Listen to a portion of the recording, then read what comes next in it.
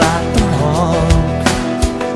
A segítség kellett, téged hívtalak. Tudtam, hogy gyakran büszkén néztél rám, és féltve megsimogattál. Könnyes szemmel fogom remegő kezed. Mit is mondhatnék most? Mindent köszönök neked, hogy gondosan neveltél, s vigyáztál rám. A példaképem te vagy, édesapám. Bármerre járok, kísér a sok emlék.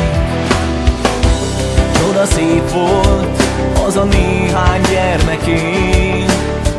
Felnőttként még jobban tisztellek ma már, mert mindig jó voltál hozzám. Könnyes szemmel fogom remegő kezed. Mit is mondhatnék most? Mindent köszönök neked, hogy gondosan neveltél, s vigyáztál rám. A példaképem te vagy, édesapám.